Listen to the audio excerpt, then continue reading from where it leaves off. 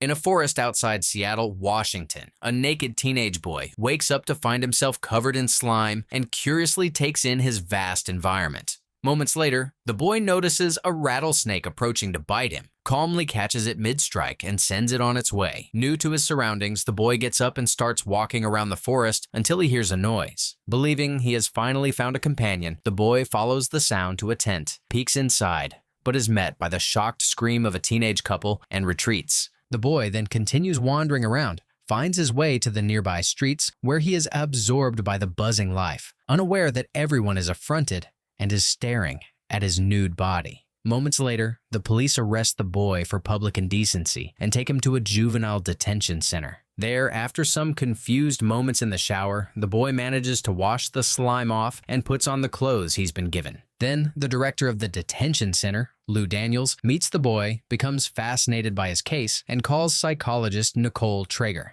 I'll stop by at 10 tomorrow.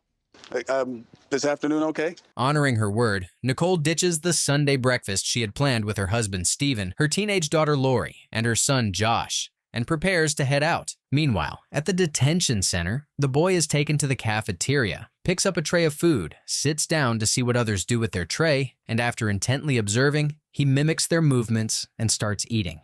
Yo, let's get some juice down here. Utterly relieved to find a way to settle his hunger, the boy eats all his food. You gonna see my fist, you gonna put eyeball on me. Be cool, Skeeter.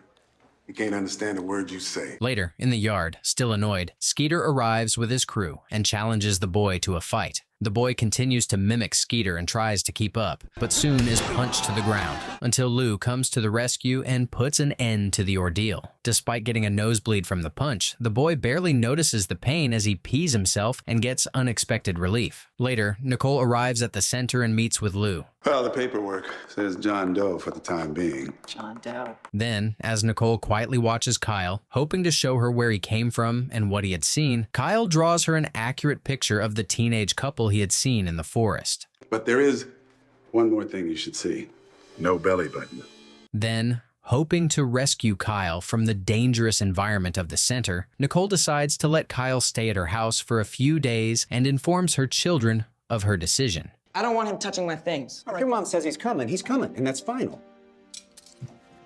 The next day, Nicole brings Kyle home, and as soon as he walks in, he becomes fascinated by baby pictures hanging on the wall, wondering if he was ever that small. Then, seeing his interest in the computer in the living room, Nicole opens a cartoon game, which he soon masters. However, a few minutes later, Nicole is called to work in an emergency and heads out after warning Lori to keep an eye on Kyle. Bored out of her mind by the dull babysitting job, Lori sits on the couch and occupies herself by talking with her friends on the phone. Later, Lori steps away to talk to her boyfriend Declan, and while alone, Kyle hears a beautiful melody from outside, follows it to a neighbor's house, and enters to find a girl named Amanda playing the piano. Kyle stands behind her, mesmerized by the sound, and quietly cries until Amanda sees him. Terrified and overwhelmed, Kyle flees, runs back home, gets in the bathtub, and continues crying to himself. Later, Kyle is introduced to Josh, who is skeptical of him before being introduced to Stephen.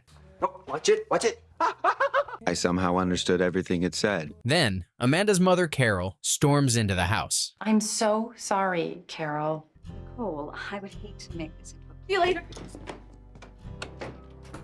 Then, Kyle joins the Tragers for dinner, and while eating, he gets thirsty and, to the shock of everyone, repeats the exact words of Skeeter. Yo, let's get some juice down here. Sup? Everyone taking stupid pills around here? Later, Nicole and Stephen discuss Kyle. I saw for myself. Kyle's stomach is totally smooth. Social services promised to find a safe spot for him by Monday. Monday. The next day, as Kyle steps out of the house with Nicole and Josh, a mysterious man watches him from across the street. Then, at her office, Nicole gives Kyle an hour-long IQ test, which he completes in 5 minutes and gets a perfect score. Flabbergasted, Nicole sends Kyle for an MRI. What is it? Equipment's on the fritz. So it means he's some super genius? No, it means mechanical failure. You have to come back some other time. That night, unable to fall asleep, Kyle sneaks out of the room, goes downstairs, becomes fascinated by the refrigerator, and spends minutes watching it. Then, He sees a grounded Lori sneaking out to a party and follows her. There, Kyle gets thirsty and inadvertently gets drunk on beer and becomes sick, while Lori finds Declan cheating on her and gets drunk out of anger. Soon the police arrive, and everyone frantically tries to flee, but an officer gets hold of Lori and starts dragging her away. Desperate to rescue her, Kyle shocks everyone by walking through a glass door and humiliates the officer using his quick reflexes, forcing him to walk away. He then carries Lori home and gets her to bed without anyone knowing. The next day, Kyle approaches Nicole and tells her how scared he is. Apparently not all forms of greetings are appropriate. What? What are you scared of? Everything. Touched by this, Nicole talks to Steven. I can't do it. I can't send Kyle away. There's something remarkable about him. I feel for the kid. You know I do. Then, Nicole goes to the center to get Kyle's files, but Lou informs her that they have been lost. Meanwhile, the mysterious man parks outside the center, reading Kyle's stolen file. Meanwhile, at home, while Steven works, Kyle curiously inspects the house. Don't touch that. Those are for killing rats. Rats are your enemy. No, Kyle, we don't want them in the house. Then, seeing Steven's frustration at losing his files from his computer, Kyle duplicates the codes on a laptop and, to Steven's delight, recovers them all within a few seconds. On the other side of the house, Josh goes to his room, finds the magazine his mother had hidden from him, and, knowing that Kyle was behind the gesture, goes out to thank him. Take a shot. Now you. Later, the family gathers for dinner. I was hoping that you wouldn't mind if Kyle stayed with us a while longer. Then, each of the trio shows their agreement through small gestures, which makes Kyle feel welcome. One night, Kyle stays up until the wee hours of the night, wondering how humans can sleep for long hours each day, while there are so many things to explore, and he goes downstairs, raids the fridge, tasting everything from an unpeeled banana and raw eggs, which he hates, to chocolate syrup. And once he's full, he wanders around the living room, accidentally turns on a Chinese karate movie, and becomes mesmerized by it. Soon, the sound of the movie wakes the Tragers up, and when they go downstairs to see what's going on, they are shocked to see Kyle performing the karate moves and speaking Chinese fluently. Then, Steven scolds Kyle for his actions. Have you been having trouble sleeping? I don't sleep. You've been with us for over a week. You're telling us you haven't slept, not even once? Never. Kyle spends the rest of the night wondering why humans seem to be obsessed with the concept of time and continues observing each one of the Tragers rush against time the next morning while having breakfast with Josh. Then, fascinated by seeing Josh peel a banana before eating it, Kyle does the same and enjoys the taste. Later, a detective named Breen visits Kyle at the house. Do you remember why you weren't wearing clothes? I don't remember ever having any. No one's even filed a missing persons report that fits Kyle's description. At school, angered by Declan's actions at the party, Lori and Hillary approach him. We saw you mauling that nympho at your party. She was mauling me. Let him chew on that for a little while. Elsewhere, Nicole takes Kyle on his first doctor's appointment and introduces him to Dr. Stone, to whom she shows the MRI results. He does have an extraordinary aptitude for math. Nobody can produce that much brain activity. Then, Dr. Stone gives Kyle a physical examination. Lay back, Kyle. You tell me.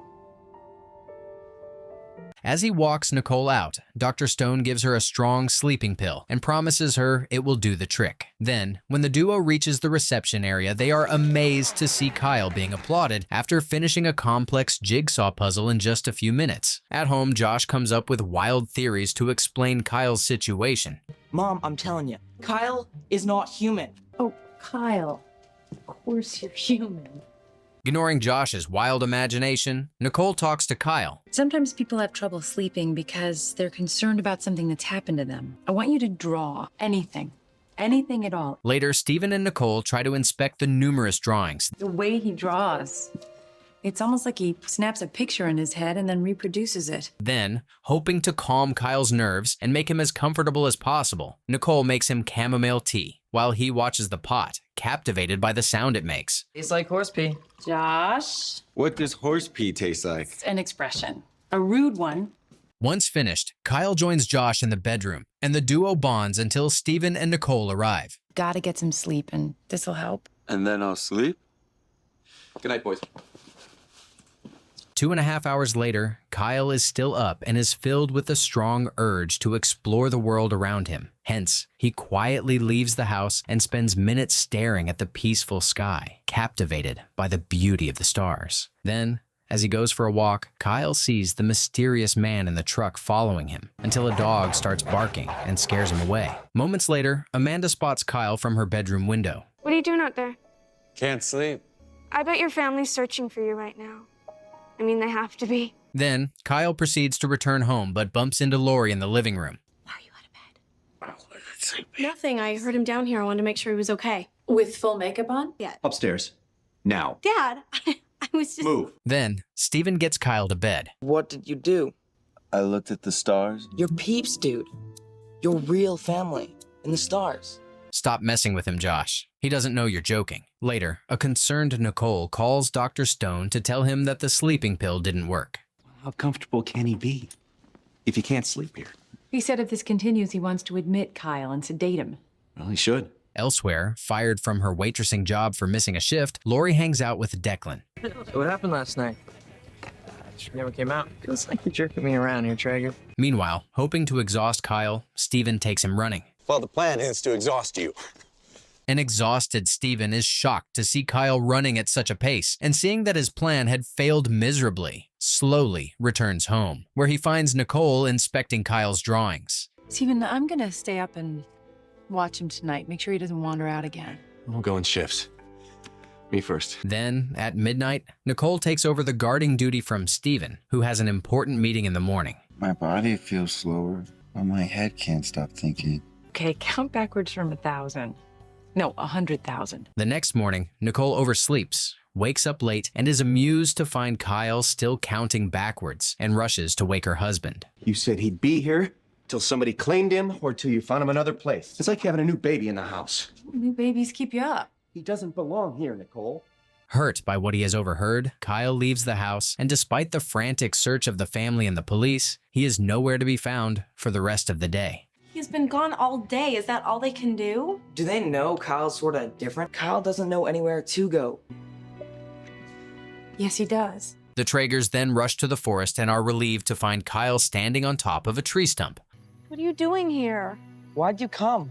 I came so my family could find me. I think we just did. Aw, that's so sweet. Once at home, finally exhausted, Kyle washes up. Congratulations. You look exhausted. Oh, tonight is your night, Kyle. You just have to find the right spot for yourself. Kyle then finds a radio, turns on white noise, which soothes him. And when Stephen and Nicole return, they are relieved to find him sleeping in the bathtub for the first time in almost 2 weeks. The next morning, despite the family's best efforts to wake him up, Kyle sleeps in late. This isn't right. I have to take a shower before I go to work. Next. Nicole packs a bag for Kyle and prepares him to go to work with Stephen, while Josh prepares to leave for summer school. Moments later, Detective Breen calls Nicole. Did you find something out about Kyle? It looks like it. I think Kyle may be connected to a murder. This symbol was on some sort of security key card we found near the remains in the woods. Elsewhere, at the office, Stephen and Kyle arrive and find everyone stressing over a recent server crash. Then, Stephen leaves Kyle with the secretary, Allison, and heads to his meeting with the CEO, Brad. They're employees first. Like, you knew this day was coming. We have cuts to make. You know that we do. I'll tell them. No, you can't. You have a loyalty to this company. You can't say a word. Meanwhile, outside, Kyle wanders around the office, finds the server room, and starts reading the bulky manuals. On the other side of the office, after his meeting, Stephen learns that Kyle is missing, frantically searches for him with Allison, and the duo is shocked to find him sitting on the floor of the server room with the now dismantled server in his hands. Hoping to get a handle on the matter as fast as possible, Stephen rushes out to call IT. Good job. Later, at home, Nicole finds Kyle drawing in the bathtub. You know, now that you're sleeping better, let's put the second bed back into Josh's room. But I like the tub. There's something about it. Nicole then shows Kyle a picture of the symbol on the security card from the police picture, and after inspecting it closely, Kyle shares that he has no idea what it is. Later, Josh asks his father for permission to play video games. If you don't pass summer school, you're not going to go to high school next year with your friends. Is that what you want? Wow, I thought I could be tough. Kid's smart. He just needs to focus. Then, Stephen asks Lori for help. Like I have to work too, remember? He can sit at a table near the counter. Come on, he's part of the family. I know you like to think that, but he's not. Sorry. Then, hoping for some privacy, Nicole takes Steven to his workshop in the garage and tells him about her conversation with the detective. But unbeknownst to them, the mysterious man listens in on the conversation. Not yet. The only thing he said was that the killer would probably have scratches on him. So if Kyle was a witness, once his memory comes back. Upstairs, Josh bribes Kyle with his favorite candy to do his summer school math test for him and plans to pass it as his own. The next morning, believing Lori had taken Kyle with her to work as she was asked, everyone leaves him behind while he slept in the tub, while Lori leaves alone and meets up with Hillary to spy on Declan, who had told her he would be spending the day playing golf with his father. It's so cool that we're stalking him. We are not stalking him.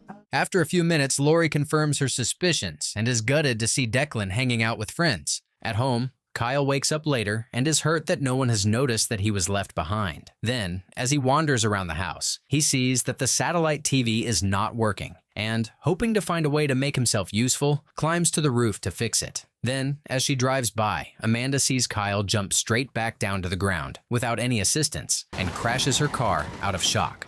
You jumped off the roof. I had to get down. I am so grounded. Then Lori arrives and takes Kyle inside. Elsewhere, the mysterious man receives a call. Time is what I need to cover my tracks. Do a better job of it. Meanwhile, inside the house, Lori gives Kyle fresh clothes and coaches him. Believe me, men lie. It's fact. Come on, Kyle, you're a guy. Lying should come naturally to you. Then Amanda rushes over to the house, asking for help. I need to camouflage my car. Just tell her it was parked and someone nailed it. I thought you said men were the liars. At dinner, Kyle is surprised to see Lori and Josh spin their lies with ease and conviction. No, it was great. He just sat there near the counter and drew the whole time. By the way, how'd your test go? I passed.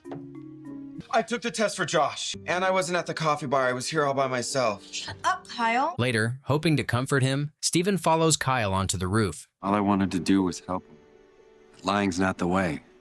But you still shouldn't lie just to protect people. Meanwhile, Nicole has girl talk with Lori. Guess I was afraid to tell you guys I got fired. Why? Whatever you're going through, I have the feeling I've been there too. Then, inspired by his discussion with Kyle, Steven calls Brad. You can't do that.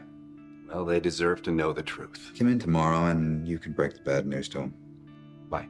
Elsewhere, Carol scolds Amanda over her irresponsibility. I did it. I broke the car. This lie was easy because I knew it was the right thing to do. Kyle then returns home, still sore about everything. I didn't mean what I said, and I should never have asked you to cover for me. It's okay. I think I understand about lying now. The next morning, Steven and Nicole wake Kyle up and surprise him by showing him the workshop, which they had converted to become his room, with a bathtub as his bed in the middle. Surprised and finally feeling like he belongs in the family, Kyle genuinely thanks the couple. Then, as Nicole begins to hang Kyle's drawings on the wall, she notices a pattern on the drawings, lays them down in order, and is shocked out of her mind to see that they form the symbol on the security card. That night, for the first time, Kyle has a dream in which he sees himself swimming with Amanda and wonders if dreams capture past events or predict the future. The next morning, Nicole calls the detective to show him Kyle's drawing. Everyone was concerned about the images coming. It's possible that fractured pieces of his past are starting to enter his consciousness. Then, Lori is ordered to take both Kyle and Josh to the community pool while Steven and Nicole head to the high school to register Kyle. Elsewhere, the mysterious man, Thomas Foss, meets with the personnel manager, Dennis, at his office to quit his job. Your security card. He then hands in his security card, which has the symbol from the crime scene on it, and leaves. At the pool, Lori hangs out with Hillary. Yo, Trager. What's up? Good for you, Lori, while Kyle and Josh hang out. Why is Amanda sitting up there? She'll jump in to save you if you can't swim. Elsewhere, at the high school, Steven and Nicole meet with the principal, Mr. Hooper. You're requesting a one-on-one tutor. That's, Legally, you're obligated to provide it. Meanwhile, at the pool, hoping to get closer to Amanda, who's a lifeguard, Kyle jumps into the pool. Moments later, seeing Kyle drowning, Amanda jumps in after him and pulls him out, which excites Kyle, and soon he gets embarrassed. Kyle, cover up. Oh my God. Later at home, Josh tells his parents what happened, and Steven has a talk with Kyle. You never had an erection before? Not that I can remember. It was completely normal. You just don't typically want it to happen in public. The next day, Declan comes to Lori's house and politely asks her out on a date, which surprises her, and the duo plans to go to an upcoming party together. Later, Amanda comes to the house and heads to Kyle's room, hoping to talk to him about everything. Once there, she sees the numerous pictures he has drawn of her, becomes creeped out, and runs out. Then Josh makes Lori an offer. Lori and I were thinking maybe we shouldn't bring Kyle to the pool today. I mean, not after yesterday. They offer lessons down there. Couple hours every day. Then, Lori gives Josh his crush, Ashley's number, just like they agreed, before signing Kyle up for swimming lessons with Amanda. Despite being nervous to train with Amanda, Kyle masters the skill in just a few minutes and starts swimming like a champion. Afterwards, Amanda approaches Kyle to congratulate him. My mom's gonna be out tomorrow afternoon. Come by my house, I want to show you something. Elsewhere, Tom returns home and finds Dennis smugly waiting for him. Your key card. I ran it through the system to deactivate it. I have a feeling you don't want the company to know what you've been up to. Later, Kyle goes to Amanda's house where Amanda shows him some of her father's paintings. Art is about drawing what you feel, not just what you see. But art is about putting your whole self into something. Everything you feel. I didn't know that I could make a picture of how I felt inside. At home, a nervous Josh calls Ashley. Josh Trager? Hi? Are you going to Jeff Preston's party tonight? Awesome. So, see you there. Then, Josh talks Kyle into going to the party, and Kyle takes the new portrait he drew for Amanda, hoping to give it to her there and tell her how he feels. Bye, guys. Kyle, you're not going, but... Go ahead, have a good time. On the other side of town, Tom invites Dennis in the name of negotiations and kills him. Elsewhere, the trio gets to party. Remember the rules. No drinking, no puking. Out of here by 9:45. Then, Ashley appears, greets Josh, and leads him away to a hot tub, where the duo jumps in and hangs out. However, to the embarrassment of Josh, the chaperones find them and order them out. Meanwhile, Lori sleeps with Declan in the bushes, but soon regrets her decision. Feeling awful, Lori returns to the party and finds a drunk Hillary hitting on Kyle. Hillary, get off of him. God, you slut. Ow! I told you to leave him alone. Poor Declan. I never should have told him to ask you out. Who knew after all this time, you'd be so easy. At home, Stephen apologizes to Nicole. Need to ease up on the reins just a little bit. I realize that he's your patient. So let's handle him like we handle Josh and Lori. Later, Amanda arrives at the party with her boyfriend Charlie, which breaks Kyle's heart, and he throws the drawing in the pool. With the party going south, for each of the trio, they leave early and head back home. A few days later, on the first day of school, Stephen and Nicole congratulate each other for making it through summer in one piece, and with the kids at school all day, discreetly plan to spend a few hours of quality time together in the afternoon. They then hurry everyone out, and Nicole drives the kids to school while Stephen goes to work. Unbeknownst to anyone, Tom watches this unfold from afar and, as soon as everyone leaves, breaks into the house. At school, Kyle is captivated by what he sees, tries to identify the criteria based on which different friend groups are formed, and wonders if he will ever find someone like him. On the other side, Lori tries to bury the hatchet with Hillary, who snobs her, and despite wearing the same blouse, ridicules her outfit. Meanwhile, Josh learns that he's been placed in remedial and is devastated, but jokes it off with his friends, who have progressed. Then, while Kyle tries to take in everything he sees, Nicole has a private meeting with Mr. Hooper. He spent time at a juvenile detention center. We have 5 hours of testing ahead of us. We should get started. Elsewhere, Lori attends Mr. Miller's math class. Solve it by the end of the semester, you get an automatic A in my class. Then, despite Hillary initiating the note, Lori is caught and scolded for note passing and given detention. Meanwhile, in remedial class, while asked to read out loud, Josh reads perfectly, unlike his new classmates, and gets the unwanted attention of an angry boy named Toby. Elsewhere, Kyle is given the first part of the 5-hour test, which is history, and as he goes through it, he realizes he doesn't recognize any of the names and dates. Soon, he hears the bell ring, and Kyle wanders outside of the exam class, finds himself in Mr. Miller's class, happy to see the math problem, and solves it within seconds. At the school during lunch, Kyle goes to the cafeteria and befriends a social outcast named LK. I draw too. Shut. Someone told you to sit here? Very funny. Meanwhile, from his table, Toby overhears Josh making fun of the remedial class and is outraged. Elsewhere, while Nicole prepares to spend the afternoon with her husband, unaware that Tom is still in the house, she receives a call from Stephen. I can't believe we have an hour alone. Oh, an hour is barely enough time. Nicole? Steven, I think someone's breaking in. Terrified, Steven runs as fast as he can, barges into the house, and starts looking for Nicole, only to find her in Kyle's room discussing with Tom. What's going on? Well, I was on patrol and saw someone break in your window. That belonged to anyone? No.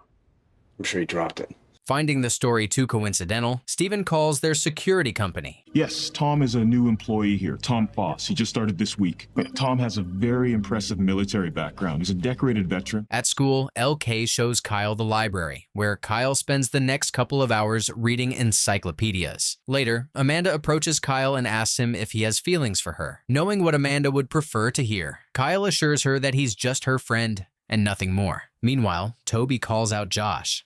Dude, I don't know why you got a problem with me. I don't got a problem. You got a problem. Then, Kyle steps in and, to everyone's surprise, defends Josh without even a hint of violence. But soon, the ordeal is interrupted by Mr. Hooper. It looked like he was stopping him, not pushing him. I'm sorry, but there's just no place for a boy like Kyle in this school. Elsewhere, Lori gets to detention and finds an amazed Mr. Miller, wondering who solved his near-impossible math problem. Quickly realizing the source of such brilliance, Lori offers to point her teacher in the right direction and asks to be excused from detention in exchange. Excited to know the identity of the student, Mr. Miller barges into Mr. Hooper's meeting. Mr. Hooper, this student just solved a grad school level math problem and he can't tell me how. I have to work with him. He didn't answer a single question. I didn't know the answers, You see? but I do now. Then, the Tragers plead with the principal to give Kyle the test. In a 5-hour period for the scores to be valid, there's 30 minutes left. Meanwhile, outside, Lori approaches Declan to apologize for lashing out at him earlier. Declan, we're going for coffee. No, I'm good. I'll see you tomorrow. A few minutes later, to the surprise of Mr. Hooper, Kyle finishes the test. Done. That's not possible. Well, if his scores measure up, first thing tomorrow morning. Kyle then approaches LK. Thanks for helping me today. No worries. Impressed by everything he witnessed Kyle do, LK gives him a drawing he made of him dressed as a superhero, and sincerely touched by the gesture, Kyle takes it home and hangs it on his wall. Meanwhile, unbeknownst to anyone, Tom, who had bugged the Tragers' house earlier, watches each of their moves from the comfort of his apartment. During a stormy night, Kyle is haunted by nightmares in which he sees a bearded man staring at him and jolts up in shock. Seconds later, his fear is compounded when he hears a knock on his window and sees a figure behind it. Hesitantly, Kyle approaches it, opens it, is relieved to see it's Declan, and lets him in. I need a place to crash. It's okay, but what happened to you? You sleep in a tub? Yeah. Kyle gives Declan a blanket and a pillow and returns to his bathtub bed, while Declan sleeps on the floor next to him. In the morning, Kyle alerts Lori to what's going on. This is so not good. What are you doing here? They will never believe that you weren't in my room. The one time I'm not actually doing anything wrong. Lori leads them out until Nicole calls out to her from the kitchen. Happy birthday, honey. Oh, thanks, Mom. Kyle then leads Declan out, but is soon interrupted by the arrival of Steven. Thinking on his feet, Declan pretends as if he had just arrived to wish Lori a happy birthday, joins the family for breakfast, and compliments Nicole on the delicious pancakes. Well, they're Lori's favorite. We make them every year to celebrate her birthday. Doesn't that mean we're celebrating 1 year closer to death? Seeing the beautiful traditions, Kyle wonders why he doesn't have his own. Seeing Kyle deep in thought, Nicole approaches him. Are you having bad dreams? Last night. Every piece of information from your head counts. During the day, Kyle keeps getting flashes of the bearded guy from his nightmares, and while Declan and Josh play video games, he draws the man and gives the picture to Nicole. You saw him in your dream last night. And then again earlier, like a flash. Then, as the power suddenly goes out, Steven goes outside to check the fuse box and is shocked to see a muddy shoe print around Kyle's room window and some blood. He becomes concerned and gets closer to inspect it until he's interrupted by Tom. Our foster son Kyle drew a picture of someone staring in at him from the window. Did he drew a picture? Yeah. Okay, I should probably look at that. Inside, Declan goes to Lori's room to check on the gloomy birthday girl. So what really happened to your head? Trager, it's no big deal. Seriously. Meanwhile, not wanting to be alone in her house, Amanda comes over to the house and keeps Kyle company in his bathtub. After showing Tom Kyle's drawings, Steven starts to wonder about Kyle. It's a lot of detail. Shocked by the drawings, Tom rushes out quickly and makes a call. He's starting to remember. Hoping to get to the bottom of who's lurking outside the house, Tom goes through his security camera footage, and just as he sees Declan climbing through the window, he receives a call. Yeah, I think I know how to stop the family from asking any more questions. Good. Later, hoping to occupy themselves during the blackout, the group of teenagers decides to play board games, and Kyle chooses the Ouija board and asks it when his birthday is. Hey, if anyone could get a Ouija board to work, it's him. 781227. This is ridiculous. He's not an alien. He's not even a good weatherman. Then, to everyone's surprise, and against Kyle's predictions, the rain suddenly stops. You guys aren't seriously buying any of this. Kyle isn't supernatural. Get back inside, now! Just come on! As everyone tries to understand what it all means, Josh continues spinning his alien theories. My theory is you're an alien-human hybrid. Stop. Seriously, they're watching you interact with us humans, taking notes. This is the only thing I know about my entire life. Shocked to see Kyle in such a state and sympathizing with him, Nicole sends everyone out and comforts Kyle, which he greatly appreciates. Later, Tom comes to inform the Tragers of his findings. According to the police, there was a hit and run in the neighborhood around 2 a.m. But one of the drivers fled the scene, which is a crime. So. Hearing this, Lori questions Declan. I was on my way home. It was really hard to see, and I skidded and hit another car. I couldn't go home. My dad would have murdered me. Frustrated by the lack of answers, Kyle retreats to his room and takes his drawings off his wall until Amanda comes in and comforts him. The duo then sits in Kyle's tub, talking, and Amanda tells Kyle about her father. On the other side, Declan proceeds to leave. You should know that no matter what Hillary said to give me the push, she made me realize I was about to lose you. It's a shame it sucks so bad. Later, after Nicole bakes Lori a cake, the family prepares to celebrate. I was thinking, if it's okay with Kyle, I want to share my birthday with you. At least until you remember when your real birthday is. Aw, what a beautiful family moment. Kyle makes a wish and, together with Lori, blows out the candles. Soon, his wishes come true, and Amanda gives him a peck on the cheek. The next morning, Kyle sees a missing person report of a Washington University professor, William Kern, in the newspaper, and is shocked to recognize him as the man from his nightmares, and informs Stephen and Nicole. Nicole quickly calls Detective Breen to inform him, and as he flips through his crime scene pictures, the number 781227 is seen on one of them. For the next couple of days, Kyle obsesses about Professor William, wondering how he could have dreamt about someone he didn't know. We talked about this. It's not good for you to keep obsessing. Following Nicole's advice, Kyle joins the boys outside and amazes them with his basketball shooting skills. You ever think about joining a team? Oh, yeah, seriously, Kyle. You gotta come by the rec center tomorrow and try out for the team. Okay, I'll try. Cool. I'll see you then. Then, Josh teaches Kyle basketball lingo. Let me show you. See? Now you're a real baller. The next day, as Lori drops Kyle off for practice, she gets into a fight with Hillary. I see what I want and I go get it. You and Declan crashed and burned. He's fair game. Then, Declan finds out that Kyle's about to join the team and freaks out. Dude, we can't have Kyle now. Well, have you ever seen him shoot? Ignoring this, Charlie tries to convince the coach to give Kyle a chance. Coach, the guy hits nothing but net every time. Moments later, this conversation is interrupted by the cheers outside, and as the coach and duo look from the window, they see Kyle making impressive shots from near impossible distances, which impresses the coach and forces him to change his mind. At home, everyone congratulates Kyle for making the basketball team and discusses the upcoming championship game against Lance, whom the Bisons lost the trophy to last season. Then, Stephen and Nicole discuss the case. I've been reading about Professor Kern. Most of his research is about the brain, maximizing its potential. Elsewhere, Tom gets a call. Kern was in the news again. The police are going to start making connections. At school, highly confident in Kyle's abilities, Josh starts taking bets. Then, at home, hoping to help Kyle however he can, Josh gives him books to read about the game, tells him about the greatest players of all time, and plays him different videos. One evening, Charlie and Declan come to the house to see Kyle and discuss their team. Seeing Declan's arrival, Hillary changes out of her pajamas, puts on makeup, pulls him aside, and hangs out with him until Hillary arrives and asks Declan to spend time with her. Annoyed to be caught in the middle of the fighting between best friends, Declan ignores both and leaves with Charlie. During practice, while trying to compete with Kyle and outshine him, Kyle falls down and hurts his ankle. Later, Lori comes to pick up Kyle, becomes furious to see Hillary flirting with Declan, ambushes their chat, and asks him out. On the other side of town, Tom picks up a drug addict off the streets. What's the catch? There's no catch. Meanwhile, as Stephen and Nicole celebrate the fact that they are all alone in the house, they hear shocking news. In an exclusive story, police have identified the remains of William Kern, a professor of bio... Shocked, Nicole calls the detective, but finds no response. He saw Kern in his dream. He was able to draw his face. He must have known him. He had to. The next day at the game, the Bisons prepare to face the champions. Dude, could your dad be any more into it?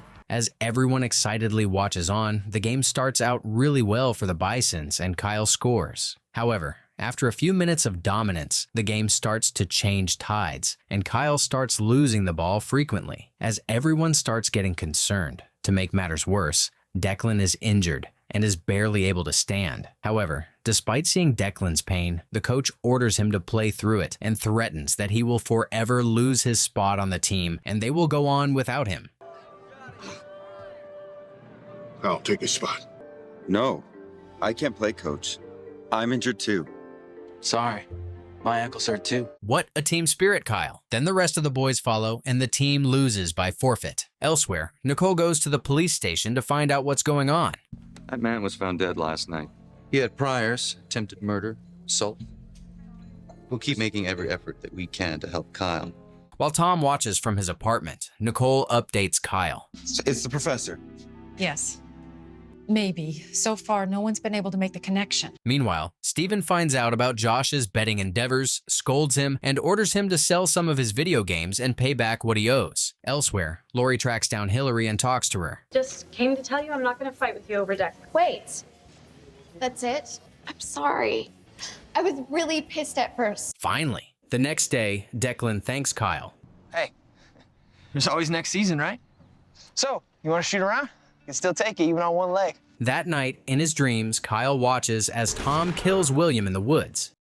Seeing Kyle's growing frustration over the lack of progress, Nicole brings a hypnotherapist to help him remember his past, and Kyle excitedly agrees to get started. As Nicole sets up a recorder, Kyle's hypnotized and remembers that he was in a car in the forest and had watched Tom kill Professor William. However, once the therapist asks Kyle to remember events that occurred before the murder, he starts uttering gibberish, which scares Nicole into stopping the session. And his fears about your security guard, Tom Foss, that's not paranoia. Later, Stephen and Nicole discuss the hypnosis session. The anxiety when he started talking about Tom Foss, as if he was really reliving the experience. You're not going to have to worry about that anymore. I called Palisade Security today. Kyle's patience grows thin over the seemingly unsolvable mystery. Then, Kyle hears Declan's plan of visiting the University of Washington, asks to join him, and Lori comes up with a plan. I think Kyle needs a break from all this stuff. Why are you being so nice to him? Yes, why are you? Take him. But I want to go. The next afternoon, Tom visits Nicole at the house. I'm sorry to bother you, but I just came by to make sure that everything's okay. Because I have to say that I admire you, Mrs. Trager. I do. Elsewhere, the trio sets out for the university. Once there, Kyle and Lori meet Professor Williams' research assistant, Anna. Kyle has amnesia. Seriously, and one of the few people he seems to remember is Professor Kern. I'm sorry. Test me now. I'll take all of his tests and you'll see. Curious, Anna accepts Kyle's requests and performs a series of tests. Extraordinary. Kyle's results are so far beyond the normal range. Bad for a guy with no memory. Declan. Then, as Kyle looks around the office, he is flabbergasted to see a picture of a biochemistry graduate student who looks exactly like him from 1985 and is filled with more questions. Convinced that they are closer to the answers than ever, Lori calls her father and convinces him to let them stay overnight at the university. Kyle, there's no way we can leave here now. We just saw a picture of you in 1985. Later, as the trio hangs out, Lori sees Declan talking to a girl, becomes annoyed, and leaves to explore the campus with a student named Wes. Meanwhile, at home, taking Josh's advice, Nicole slows down the recorded gibberish from the hypnotherapy session and learns that Kyle was calling out a series of numbers and letters. Curious, Nicole plays the recording to Stephen. Same pattern over and over again. Some sort of code. Well, I can't make any sense of it. At the university, Anna finds Kyle sitting alone and taking in his surroundings and joins him. William would have been so excited to meet you. Later that night, while Kyle waits up, Declan gets to their room and becomes annoyed that Lori is still out with Wes. Early the next morning, Anna visits Kyle in his room. The guy in the photo. It's Adam Balin. After Lori returns, the trio joins Anna and heads out to speak to the old secretary. Do you have an address or a phone number? Adam Balin has been missing for 20 years. Meanwhile, at home, Stephen excitedly waits to speak to Nicole. Their coordinates, latitude and longitude. That location is blocked. Blocked? Why? At the university, the trio searches through boxes of Adam's 2-decade-old research documents, and just when they are about to give up, Kyle finds a drawing of the symbol, the same one he had subconsciously drawn along with a series of numbers. Later, Stephen finds out that the trio had lied to them and calls Lori. 4727 north, 12218 west. It's a spot in the woods right by here. You're going to get back in that car and you're going to drive home immediately. We can't leave now. You will leave now, Lori. Do you hear me? Tom overhears this conversation from his apartment and rushes out. Meanwhile, despite agreeing to return home with Lori, as soon as she steps away, Kyle proceeds to leave. We'll call her and tell her what we're doing, and then come back and pick her up. Once at the location, Kyle orders Declan to stay in the car and heads into the woods. There, Kyle finds a fenced compound and starts to climb up the fence until a masked figure pulls him down and attacks him. Luckily, Kyle defends himself well, overpowers the threat, unmasks him, and is shocked to learn that it's Tom. Everything I did was to protect you. Forget about the past. If you don't, you're gonna put yourself and that whole family in danger. Later, when the trio gets home, Nicole and Stephen scold them for disobeying their orders and lying to them, and Kyle takes all the blame, as they know they did it for him. He then makes a shocking announcement. There's no point in pursuing it now. I mean, what difference does it make to my life here and now? Later, as Declan proceeds to go home, Kyle walks him out and, after telling him everything that happened in the woods, asks him to keep it between them. Then, despite fighting throughout the trip, Declan finally realizes that he can't keep playing games with Lori, and the duo starts a relationship. Meanwhile, inside the fenced gate of the company, the head of security, Cyrus Reynolds, is shown a security camera footage of Kyle trying to climb the fence. Later, Cyrus is called into his boss, Rachel's office. How is it possible he survived? I'm still looking into it. You must find him. Elsewhere, Tom receives a call. Hasn't been asking any more questions. I told him to keep quiet. The company will make the connection soon, and they will send someone to trail you. At home, confused by Kyle's instant change of heart, Nicole checks on him and asks to talk about what happened at the university. But Kyle turns down her offer and politely tells her that he doesn't need therapy. Meanwhile, at the company, Rachel and Cyrus discuss Tom. Oh, and Dennis Bunker, who processed Voss's resignation? He disappeared too. At home, desperate to help Kyle, Nicole calls Lou and then discusses her idea with Stephen. Lou Daniels? Yeah, I was checking a reference on a therapist for Kyle. Give it some more time. I'm afraid I can't be objective, and it's getting in the way of his progress. After discovering that he has super hearing ability, Kyle asks Declan for help. So now you got super hearing? No, my ears work just like yours. You want to find Tom Foss and listen in? Just say when. Now. Then, to the annoyance of Lori, Declan postpones their date and asks her to meet at the carnival. Then, hoping to find some company, Lori calls Hillary, who quickly hangs up on her after telling her she's on her way to meet her secret boyfriend. Kyle and Declan go to the security company to ask for Tom's address. Tom's a security guard in our neighborhood. He got us out of a huge mess. We want to see him right away to pay him back. Fine. Meanwhile, Cyrus tracks down Tom, who soon surprises him with an ambush. What do you want? I'm sure you know. I'm going to betray the company I'll be work for. You had to kill Kern and Bunker? I mean, look what protecting this boy has cost you.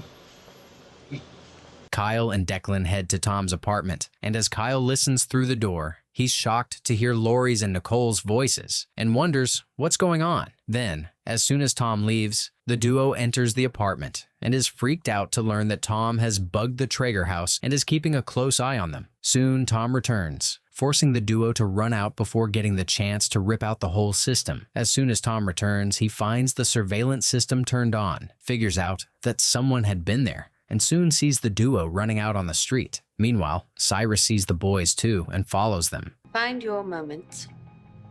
Then do it. Declan and Kyle then head to the carnival, unaware that they are being followed by Cyrus. A few minutes later, Declan reunites with Lori and leaves Kyle, who is mesmerized by the different carnival rides and stands frozen watching them in childlike fascination. Then, Kyle meets Amanda, who asks him to join her on the carousel, and he gladly accompanies her. From the carousel, Kyle hears Declan and Charlie talking from a distance and is frustrated to learn that Charlie is cheating on Amanda with Hillary. Then, Kyle sees Tom, held at gunpoint by Cyrus, and uses his super hearing to find out what's going on. You should have terminated him according to instruction. Well, it's done now. It's too late. Then we'll leave him alone. Moments later, to the shock of everyone, Kyle falls to the ground and seizes. He is then rushed to the hospital. Kyle's a lucky young man. His vitals are stable and he's resting comfortably. The hospital radiologist receives a call. You're right. Every man has his price. Even radiologists. Then Declan convinces Lori to let him see Kyle and heads to the room. Boss was there. And another man with a gun. Okay, that's enough. You gotta tell the Tragers what's going on. They're your family. Now's the time you need them the most. Once Kyle's alone, Nicole comes in to talk to him. Kyle, we haven't talked lately. Really talked. It's my job to help you break through. You made me feel like I was your son.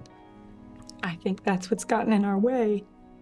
On the other side of the hospital, Lori sees Hillary and Charlie interacting inappropriately and is gutted to figure out who her best friend's secret boyfriend is. Moments later, to the shock of everyone, Detective Breen ushers in a couple, David and Julia Peterson.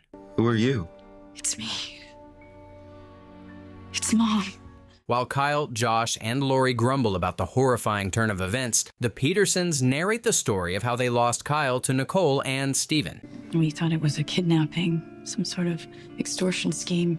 The couple then informs Nicole and Steven that a DNA test is underway and gives them a family album to give to Kyle in the meantime so that it will jog his memory. Once discharged from the hospital, Kyle goes to his room, goes through the album, but fails to remember anything about any of the moments or people captured in the pictures. Frustrated, he calls out to Tom. Boss, listen to me. I know you're there. Who are these people? Kyle then returns to the living room and bombards the Petersons with questions. Kyle, slow down. Maybe if we tell you some stories. So you want to ask? Yes, who's Adam Balin? This logo, do you recognize it? Kyle. No, they act like they know me. The next morning, following Amanda's invitation, Kyle prepares to go to church to attend her confirmation and is surprised to see Josh excitedly join him. As soon as the boys step out, Steven and Nicole stay back and go through the album. Yeah, I'd gotten used to Kyle having no memories. How you doing? I'm fine. You can't be fine. I'm not fine. At church, after the ceremony, Kyle gives Amanda a gift and tries to speak to her, but Carol pulls her away. I know about Hillary. Then Kyle joins Declan, Lori, and Josh and discusses the case. Did you get the DNA results? Not yet. They're not criminals, Declan. They're a nice married couple from Connecticut who lost their son. I just want to make sure. Elsewhere at the company, Rachel calls Cyrus to her office. I do not want any evidence of our experiment to exist outside the walls of this company. At home, Lori gives Hillary advice. I know he doesn't want to hurt her right now because she lost her dad and everything. You're with a guy who's cheating on his girlfriend. What's to say he won't do the same thing to you? On the other side, Amanda visits Kyle in his room. You should be happy. I'm not. We still haven't had the chance to talk about everything that's happened to you since yesterday. Later, as the Tragers prepare to host the Petersons for dinner so that Kyle would spend time with them, they are informed that the DNA test was a match. I'm not going with them. Of course, we don't want to lose you, but it's not that easy. How can I go live with them when you're the only family I know? Meanwhile, while Kyle walks back home unaware that Cyrus is following him close by, he's drugged and kidnapped by a man. Later, Kyle finds himself on the back of a truck and becomes haunted by scary memories. At home, Julia shares that she's scared that Kyle might have changed in the past few years. I can't blame him for being scared. We're strangers to him. Maybe he's not the only one who's scared. In the forest, flashes of memory from what happened in the woods on the night of the murder flood. Physics ordered you to exterminate him. I can't let either of you walk away. Then, as clear as day, Kyle sees Tom killing Professor William. Moments later, to the shock of Kyle, Tom reveals himself to be his kidnapper. I remember what happened. With Kern. This is why I warned you to stop asking questions. Then, from deep in the woods, Cyrus starts shooting at the duo and hits Tom. Shocked, Kyle reacts quickly, helps Tom to the car, and drives away. Tom then refuses to be taken to a hospital and advises Kyle to escape. However, Kyle refuses to go anywhere until he gets the whole story from Tom. Why don't I remember anything before that night in the woods with Kern? Tell me why people want me dead. Was Tom really trying to protect him? I didn't see that coming. Later, just as the Petersons proceed to leave the house, Kyle arrives and stuns everyone. I remember. Holding back her emotions, Nicole advises the Petersons to get Kyle a new therapist who can help him fill the gaps once they get home. Why can't you still be his therapist? Yeah, you know him better than anyone. The Petersons live in Connecticut. Well, we don't want to rush anything. I'll be ready to go by tomorrow. Hurt by this, Josh storms away. Now that I know, I'm ready. You can't possibly mean that, Kyle. Then, at the goodbye party, while everyone sulks about Kyle's departure, Declan approaches him. Dude, I put myself out for you. I kept your secrets. I screwed things up with Lori. If there was anything to tell, don't you think I'd find a way to bring you in on it? Then, Charlie comes up to Kyle to defend himself and tells him that he is not a bad guy. I mean, this whole thing with Hillary, it's just physical. It has nothing to do with how much I love Amanda. Right now, I need to do this. At the house, Stephen and Nicole pack some things and prepare. Yeah, Kyle's going off to his home. That's where he belongs. Doesn't make it any easier. Well, in my line of work, this is what you hope for. Most foster care stories don't have happy endings. At the party, Lori comforts a heartbroken Hillary while Kyle and Amanda try to bid each other farewell. I'll see you again, though. It's not like forever, right? See ya. See ya. They then share an emotional embrace before Kyle goes to his room to pack his things. Then, Nicole comes in to talk to him. You're not taking these? Something to remember us by? I'll draw new ones. As Kyle proceeds to head out, despite being mad at him, Declan comes to see him off. Moments later, Josh, who has been trying to avoid the whole ordeal all day, arrives. After all that, you're just a regular kid with normal parents. Apparently. Kyle then bids farewell to each one of his family, the only one he has known for a while, and heads to the car. Declan, I left a few things for you. They're in my room. Then, once Kyle's off, Nicole goes to her room and bawls her eyes out as the sheer pain of losing Kyle, whom she considered a son, hits her. On the other side, Declan goes to Kyle's room and finds a box. I remember the vacation we had in Hawaii when I was 9. And you took me to the science museum where they had the whispering corridors. If there was anything to tell, don't you think I'd find a way to bring you in on it? Meanwhile, in the car, Kyle holds back his tears and confronts the couple. You two are very good liars. It's our job. Elsewhere, Tom receives a call. Physics will come after you, you know. What did you tell him? I told him to go with the Petersons, that it was the only way to keep the Tragers out of danger, and I'll be waiting. In the car, Kyle replays the last conversation he had with Tom in his head. Before that night, you didn't exist. Meanwhile, at the company, Rebecca and Cyrus discuss the status of the case. It's amusing considering he doesn't have any. The paper trail led to a series of dead ends. Kyle is taken to a gated compound, where he's surprised to meet Adam. Adam then offers to tell him everything and takes him inside. At the company, Rachel and Cyrus continue their discussion. 781228 is in excellent condition. Meanwhile, there in the chamber, a figure labeled XX781228 remains suspended in a pink slimy substance.